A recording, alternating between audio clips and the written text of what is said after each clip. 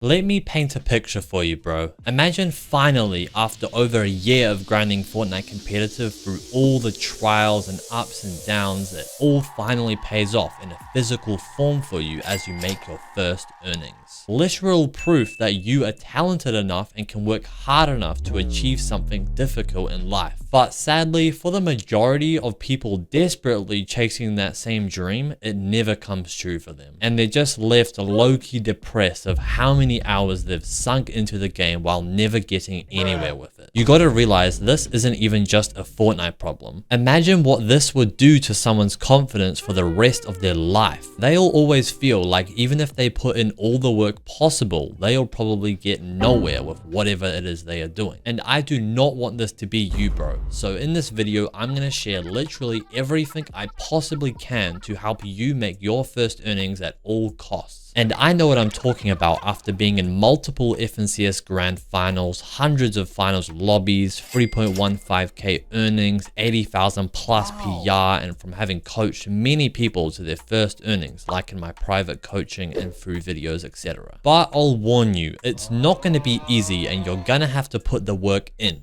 So are you ready, bro? Let's do this. Okay, so in this video, I'm going to talk as if you are a beginner to Fortnite competitive. Maybe you have some basic mechanical skills and you've watched Fortnite competitive before. And that while your current goal is just to solely make your first earnings. But when it comes to playing actual tournaments, you are almost clueless. But anyways, wherever you are in your Fortnite career, you're still going to learn a lot. So pay attention to every single thing I say. So first of all, where are you going to make your first earnings?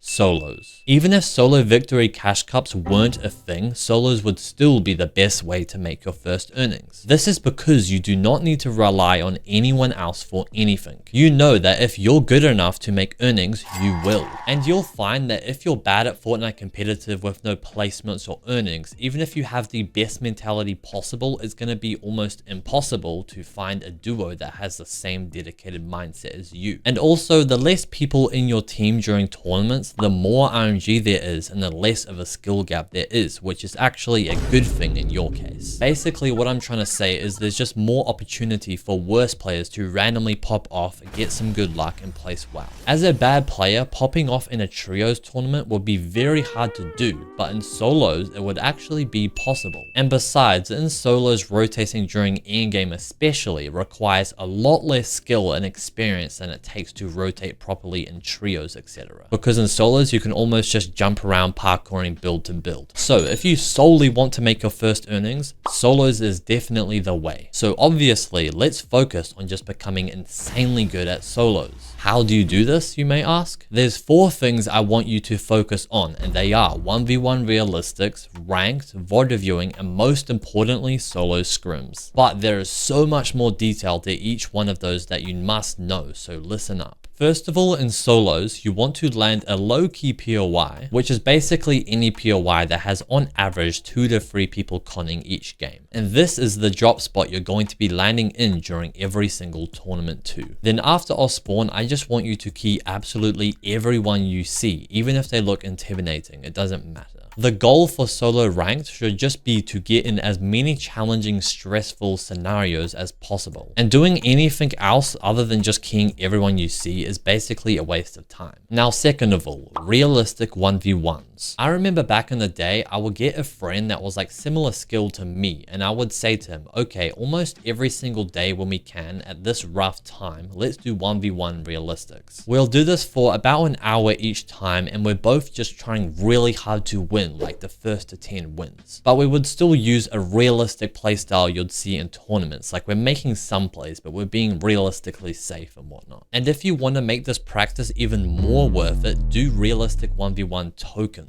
These are so stressful and make you nervous, which is good because those types of environments are the best for your improvement. Now, third of all, VOD viewing. Every single time you play scrims, I want you to just take 1 to 2 games of those scrims and just go into insane depth in them, watching from the start till the end, seeing what you could have done just before your death to prevent it, then also looking further back into your game and realizing and understanding what actions you made at the start of the game actually led to your eventual death in the late part of the game. Being really smart in this game means to play it like it's a game of chess. Yeah, you're reacting to what's happening right in front of you now, but you're also always 10 steps ahead of yourself. And then also on top of VOD reviewing your own games, I want you to also VOD review people that are one step up above you. What I mean by this is imagine you're struggling to qualify for Solo Victory Cash Cup finals, which may be like top 1,000 qualifiers. Then you want to watch someone that came about 750th, but they also got an average amount of kills and qualified off of a bunch of consistent games like top 5s, 3s, etc. And then once you were always qualifying for the Solo Victory Cash Cup finals, then you want to obviously start watching the people that win games. But make sure you actually watch their games from the very start to the very finish to get a rough general idea of their overall game plan.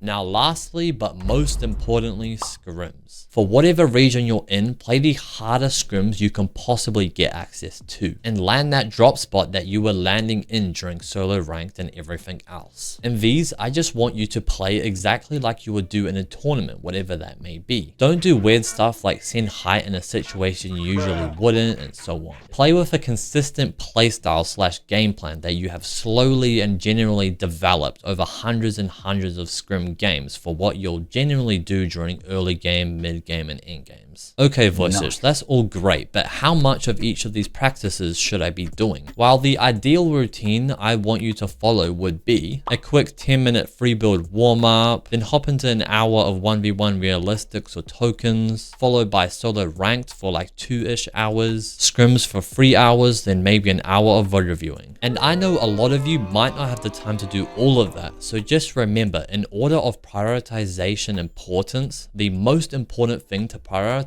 is scrims, then solo ranked, 1v1 realistics, and lastly VOD reviewing. And that's it, bro. It's actually so achievable. Anyone could make their first earnings in the near future if they just genuinely stuck with the advice from this video for a long period of time.